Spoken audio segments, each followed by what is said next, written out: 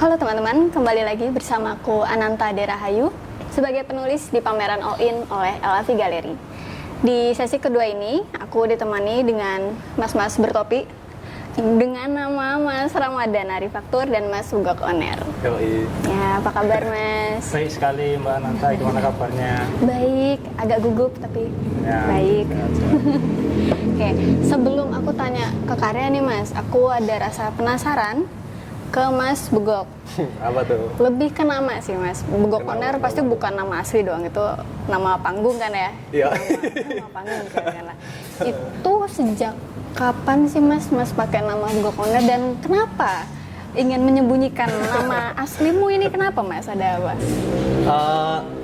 Apa ya, nama Bugok itu dari awal kuliah sih, 2016 berarti. Itu panggilan sayang dari teman-temanku aja gitu. Ya gitu panggilannya dulu Bugok. Kalau ya terus jadinya terpakai buat nickname di jalan sih, di graffiti gitu. Kalau artinya sendiri Bugok itu kalau di tempatku itu artinya celeng, babi. Ya tapi konotasinya lebih ke yang nggak bisa dibilangin, terus ya nakal gitu-gitulah, tolol lah mungkin ya. Tapi terus tak tambahin sendiri owner itu diambil dari bahasa Inggris sih, yang ke satu lah. Ya seenggaknya kalau tolol, bodoh gitu-gitu seenggaknya aku nomor 1 gitu.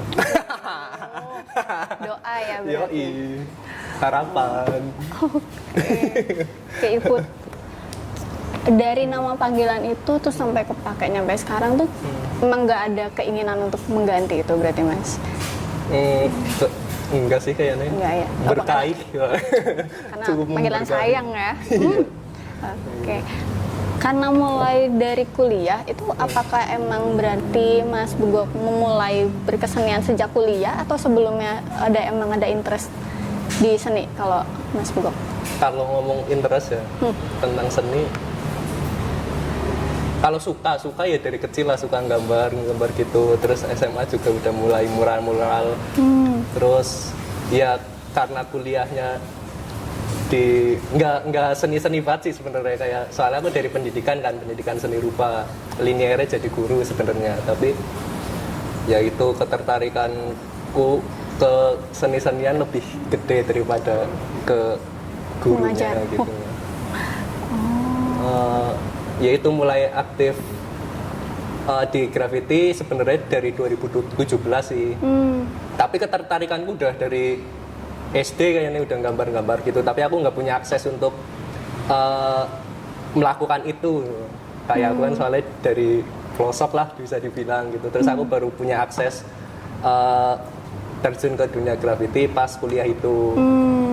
Gitu. Ya sampai sekarang. Terus kalau sebenarnya di fan artnya aku baru fokus atau serius lah baru di 2021 sih sebenarnya. Gitu. Ya udah. Itu sih. Kalau untuk Mas Ramadan sendiri ketertarikan di dunia berkesenian itu dari kapan Mas?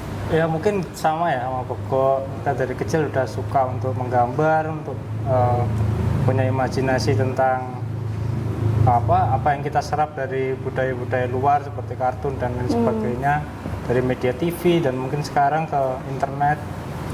Mungkin kalau dibilang bakat atau mungkin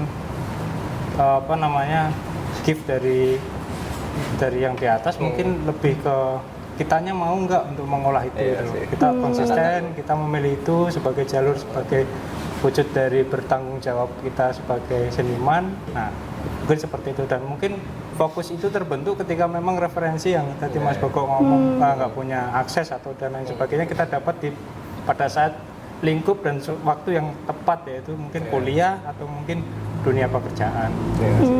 Jadi pas kuliah mulai kemudian mengetahui banyak sisi atau mungkin menjadi lebih punya profesi atau bisa dibilang penetapan profesionalnya apa gitu. Oh, sebagai seniman.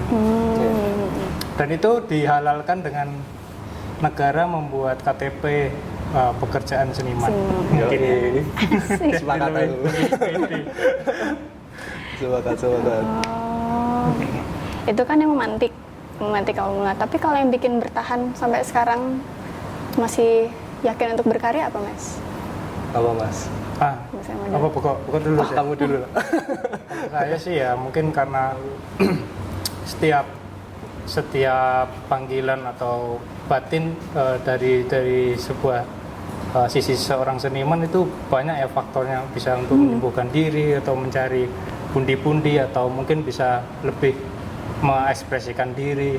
Tapi panggilan-panggilan itu mungkin menjadi satu sebagai bentuk dari tanggung jawab dari seorang seniman.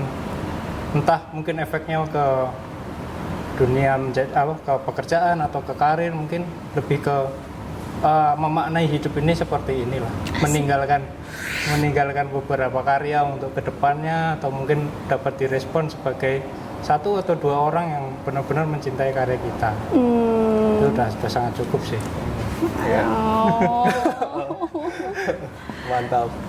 Sejauh ini ada nggak Mas yang pernah datang ke Mas Rama, terus apa ya, interaksi yang berkesan lah, interaksi orang terhadap karya Mas? Dalam hal apa nih? Karya atau mungkin bisa dibilang kalau menurutku ya, karya itu mungkin bisa dikatakan hanya sebuah tanda ya dari sebuah bentuk atau simbol di mana kita menghargai seseorang berkarya. Tapi di luar sisi ternyata simbol-simbol itu bisa tidak sepakat dengan orang-orang yang mungkin hanya bisa menghargai kita dari sisi etos kerja kita, dari sisi kita berkarya, dari sisi apa yang kita maksud dalam karya kita, walaupun tidak memiliki simbol dari yang saya bilang tadi, bentuk dari karya itu. Dan mungkin perpaduannya lebih banyak orang yang apresiasi yang sangat dalam daripada harus membeli karya kita. Contohnya Mas, biar teman-teman yang mendengarkan yang mungkin aku ingin support tapi aku belum bisa beli karyanya, aku gimana nih? Nah, dengan datang ke pameran itu sangat support. Menanyakan gimana pameranmu yang selanjutnya. Itu menurutku bentuk dari kepedulian yang tidak bisa dibilang jauh lebih rendah daripada orang membeli karya ya.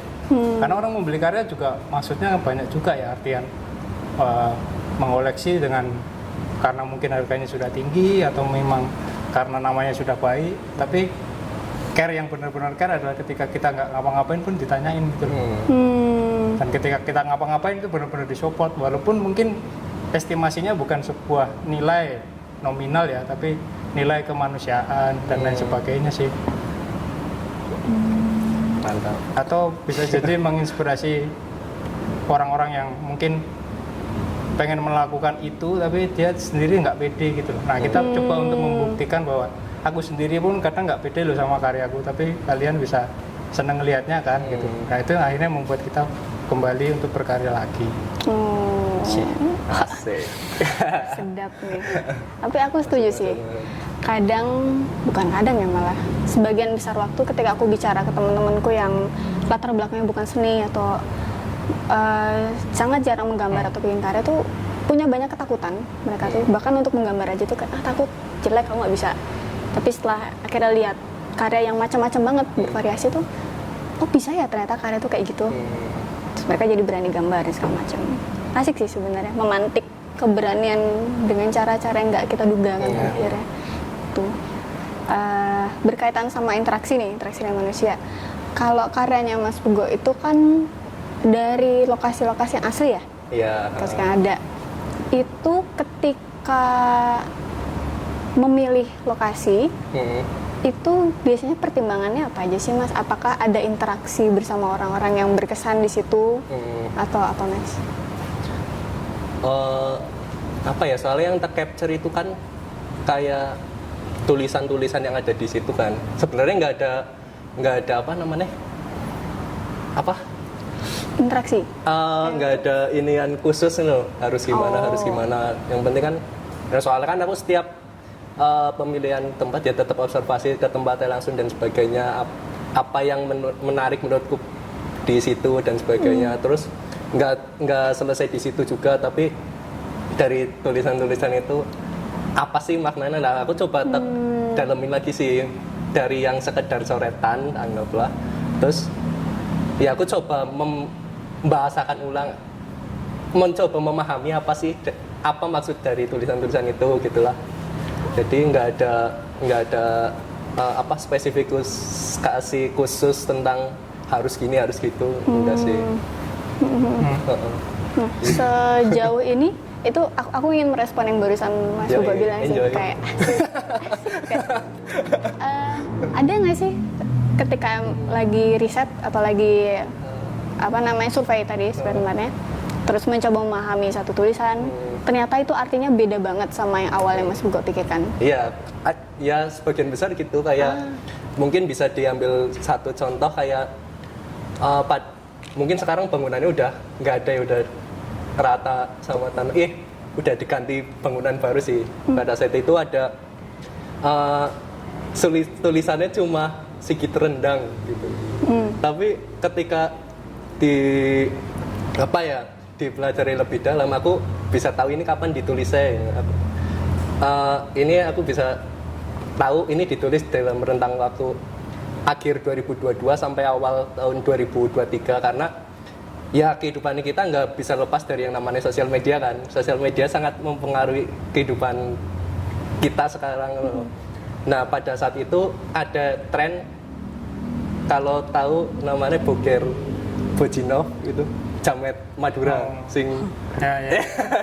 nah itu ada, dia bikin konten titip-titip pesan gitu, titip salam. Nah salah satu namanya yang titip salam itu Sigit Rendang. Nah jadi dari situ aku menyimpulkan bahwa ya ini guyonan kaum prolet menengah ke bawah, kayak karena masyarakat kaum kelas menengah ke atas nggak mungkin bermain-main di ranah itu, dan ya itu jadi kayak ya itu Sigit Rendang ya ketika dilihat ya sekilas ya udah sekedar tulisan apa sih, tapi ketika kita coba cari tahu, oh gitu ternyata ya ini bisa dibilang bentuk guyonan masyarakat kelas bawah gitu lah. Ya menurutku hal-hal kayak gitu menarik sih. Ya salah satu contohnya gitulah. Paling jauh pernah kemana Mas yang akhirnya dilukis? Kan itu koordinat terus tuh. Paling jauh tuh pernah kemana Mas?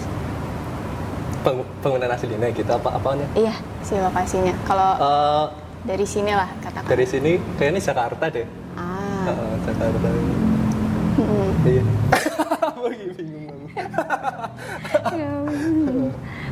Jakarta. Tapi ya paling sering karena aku tinggal hidup beraktivitas di Jogja, ya paling sering di Jogja sih. Terus ya merespon apa yang terjadi di Jogja. Nah kadang gitu tulisan-tulisan yang diangkat ya aku itu kayak aku menyebutnya fenomena masyarakat di satu masa sih. Jadi masyarakat merespon apa yang terjadi di lingkungan hidupnya, apa yang terjadi di sekitarnya dengan tulisan-tulisan, dengan street art atau graffiti sebagai medium untuk menyuarakan apa yang dia rasakan lah gitu. Nah jadi aku menempatkan graffiti street art di situ jadinya. Ngomongin street art nih Mas. Aduh. Enggak, jangan adu dong. Seni rupa kan nggak mungkin berdiri sendiri ya. Dia pasti akan berkaitan dengan entah itu cabang ilmu lain atau ya kayak misalkan tadi entah itu street art atau kalau Mas Ramadan kan ada otomotif. Nah itu kalau dalam Mas Pugo kan kelihatan nih suka street art, terus di lukisannya oh ada nih street artnya, kelihatan lah gitu jalur minatnya. Nah kalau dari Mas Rama sendiri, apakah latar belakang minat di otomotif itu akhirnya mempengaruhi pemilihan mediumnya? Kan Mas Ramadan pakai aluminium dan emboss. Itu awal mulanya pengen pakai itu tuh kenapa sih Mas? Mungkin pernah saya sampaikan di beberapa media ya, atau mungkin dengan beberapa orang. Ketidaksengajaan yang saya dapatkan untuk memilih media aluminium itu adalah sebuah kesengajaan yang saya buat gitu loh. Saya pernah menampik bahwa saya nggak pernah mencoba untuk mencari media aluminium gitu. Tapi dalam tidak kesadaran dalam fase itu bahwa itu sebuah kesadaran untuk saya ternyata mencari karakter gitu loh. Jadi saya ternyata membalikkan apa yang saya omongkan gitu loh. saya sebenarnya tidak sengaja menemukan aluminium, tapi itu sebuah kesengajaan yang saya sengaja gitu loh. Jadi saya nggak sengaja menemukan teknik aluminium, tapi dalam hati saya bahwa saya pengen mencari karakter di mana saya mendapatkan sebuah bahan ataupun media yang bisa menjadi titik di mana itu saya melebur di dalam situ. Jadi mungkin ada pengaruh sangat besar sih di mana otomotif menjadi gaya bahasa saya, gaya bahasa visual saya dalam berkesenian. Ya. Menarik. Berarti bisa dibilang itu ya Mas, maksudnya aduh apa sih? Lanjut mas. Mungkin ketidaksengajaan itu adalah sebuah kesengajaan yang tidak kita pahami di waktu itu ya. Di waktu ini kita memahami itu sebagai sebuah kesengajaan yang kita cari gitu loh. Walaupun waktu itu kita nggak sadar kalau itu nggak sengaja gitu loh. Oke. Begitu sih menurut beberapa orang, dan kemudian saya ya benar juga sih. Iya sih. Pada saat itu saya memang nggak sengaja memang menemukan itu, tapi ternyata ketidaksengajaanku itu adalah sebuah kesengajaan di saat ini gitu. Jika memang ketidaksengajaan di saat ini, saya nggak mungkin memakai itu terus gitu. Menggunakan bahan itu, kemudian mencoba untuk mempercantik atau mendalami sisi-sisi di mana teknik-teknik itu bisa berperan gitu. Nah seperti itu sih. Asik. Kalau boleh tahu proses eksperimen dengan aluminium dan tekniknya itu makan waktu berapa lama mas? Mungkin ya sampai sekarang 7 atau 8 tahun sih. Wow. Untuk sekarang ini. Dan itu menurutku masih banyak banget yang perlu untuk dieksplorasi ke depannya. Tapi mungkin ya dalam teknik atau strategi berkesenian mungkin perlu jarak atau perlu titik di mana kita jangan terlalu cepat untuk mengulik teknik ya, karena penonton atau penikmat seni pun juga perlu fase di mana mereka mendalami karya kita untuk meredam itu dulu, akhirnya kita tawarkan sesuatu yang baru. Dan sampai mereka terlalu jauh dengan kita gitu. Kita udah bermain sesuatu yang lain tapi mereka masih menikmati hal yang seperti itu. Aku tidak mau untuk jauh dengan penikmat-penikmat itulah. 7-8 tahun dan masih berlangsung sampai sekarang. Masih berlangsung dan masih akan terus banyak yang mau dilakukan. Selama masa eksperimen itu dan mungkin sekarang dan berlangsung itu pernah menghadapi sesuatu yang bikin Mas Ramadan ini nggak sih kayak bukan putus asa ya, cuma mungkin agak skeptis lah dengan kayaknya aku nggak bisa nih ngelanjutin pakai ini terus. Karena mungkin pengalamanku bereksperimen dengan karya seniku itu sudah cukup memakan waktu banyak dan berbagai sudut pandang. Jadi aku menemukan di mana titik ini nih aku yakin. Oh justru malah makin seperti yakin itu, ya? meyakinkan itu, dan kemudian apapun yang aku kerjakan, apapun yang aku akan lakukan, orang sudah bisa. Nah ini kamu nih. Konsistensi. Anjay. Siap. Oke. Asoy. Kalau Mas Bugo, Apa nih? pernah nggak mengalami, ya pasti pernah lah, cuman kayak ketika lagi apa ya, katakanlah putus asa atau galau dengan karyanya, apa sih yang bikin Mas Bugo tetap bertahan, tetap bikin karya? Apa ya, mungkin yang pertama karena udah komitmen di awal sih, itu jalan yang terpilih. Ya kesenian adalah pilihan sadarku dengan sadar-sadarnya, dengan berbagai macam resikonya dan sebagainya. Terus ya menurutku nggak ada alasan untuk berhenti sih. Yang ada kita harus menuntut diri kita sendiri untuk terus belajar, terus ngimprove, gitu-gitu sih kayaknya. Yes, atau mungkin karena perjalananku belum sepanjang Mas Ramadan ya, jadi kayak Enggak lah. Iya gitu, jadi Setiap perjalanan kan memiliki titik atau waktu di mana mungkin singkat di tempatmu atau lama di tempatmu. nah gitu. Tapi semua mungkin pasti melewati tangga yang sama. Nah mungkin satu titik yang pengen aku capai ya titik konsistensi sih. Karena mungkin sejauh ini aku baru di komitmen untuk apa yang aku lakukan gitu. Jadi ya udah sebisa mungkin ada achievement konsistensi di dalam diriku sih gitu. Itu yang pengen capai lah gitu. Buat teman-teman yang barangkali bukan dari latar belakang seni nih, atau mungkin masih sangat jauh lah dengan kerja-kerja di dunia keseniman, emangnya tanggung jawab seniman tuh apa aja sih kalau menurut Mas Bugok dan Mas Ramadan? Apa Mas? Selain tadi ada komitmen dan perlu konsisten, tapi itu kan bisa berlaku dimanapun ya. Iya. Gitu. Yang menjadikan seniman itu beda, ini apa sih Mas? Dia harus punya tanggung jawab terhadap karyanya sih kalau menurutku. Jadi seniman tidak bisa lepas dari background atau hasil dari karyanya. Apa yang diomongin seniman, apa yang dihasilkan seniman harus sama dengan apa yang mereka lakukan lah. Walaupun kadang orang membenci seniman, tapi tidak bisa memungkiri bahwa karya seninya memang sangat baik. Nah, seperti itu sih menurutku. Aku mau mulai masuk ke karya yang di pameran All In ini nih. Kalau Mas Rama kan kalau dari deskripsi yang aku baca ya, itu kan potret diri sebenarnya. Itu kenapa milih potret diri Mas? Apa sih yang waktu itu Mas Rama dan pikirkan atau rasakan sampai akhirnya milih buat di sini aku mau bikin potret diri? Ya karena mungkin saya tidak bisa mewakili berbagai orang atau generasi-generasi sekarang untuk menyikapi bagaimana otomotif itu merubah segalanya gitu. Atau mungkin karya seni dalam wujud otomotif itu bisa merubah segalanya. Yang akan saya lakukan adalah merefleksikan diri sendiri tentang perubahan iklim atau perubahan otomotif yang sekarang ini sangat berkecamuk bagi kita gitu loh. Kita tuh dipaparkan di mana iklim dan teknologi ini saling tumpang tindih gitu loh. Nah, fokusku sih sebenarnya mau ke situ. Atau mungkin sebagai peran di mana AI atau dan lain sebagainya itu bisa merubah pola pikir atau mental dalam individu. Perubahan. Ngomongin perubahan, Mas Bugok juga sebenarnya ada unsur soal perubahan itu kan ya. Cuman memang kalau dari yang aku perhatikan lebih ke sisi reflektifnya ya. Kalau Mas Ramadan kan lebih ke kritiknya. Kalau Mas Bugok itu lebih ke refleksinya. Aku mau tanya nih Mas. Asik. Apa tuh? Sebentar.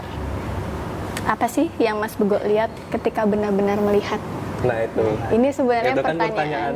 Betul, sederhana tapi deep ya menurutku.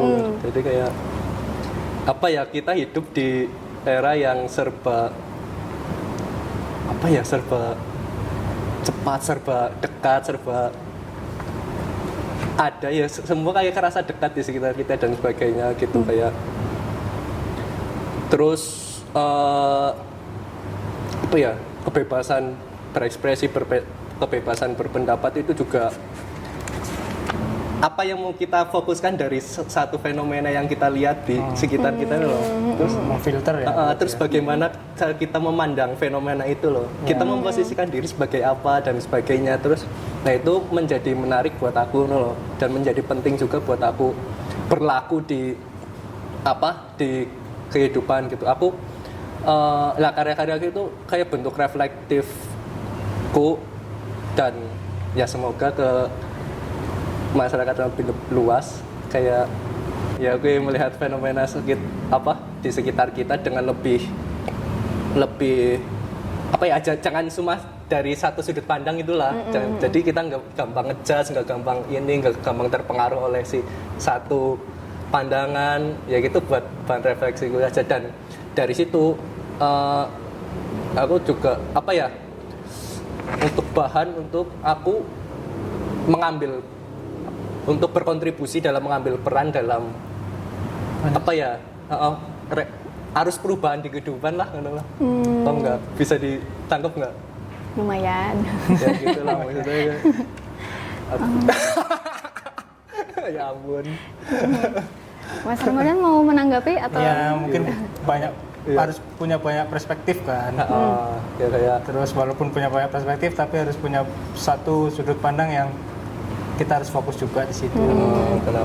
Ketika kita dapat satu informasi, jangan langsung ditelan mentah-mentah lah gitu. Terus ya kita harus dipantau dengan perspektif lainnya juga untuk dapat hasil yang yang baiklah. Iyalah, solut lah gitu-gitu lah. Yang lebih utuh gitu ya. Ya biar orang tersesat, biar nggak terjerumus ke hal sing nggak diinginkan gitu-gitulah. Tapi kalau secara filosofisnya sih di karyaku asik. Kayak ya dari ya setiap orang punya sisi punya cerita keterpurukannya masing-masing gitu lah. Jadi ya secara filosofis aku ingin mengajak kita semua untuk melihat keindahan di kekacauan lah, terus mengambil makna dari sesuatu yang terlihat hancur dan merayakan proses penciptaan yang kembali dari sesuatu yang terlihat hancur lah gitu.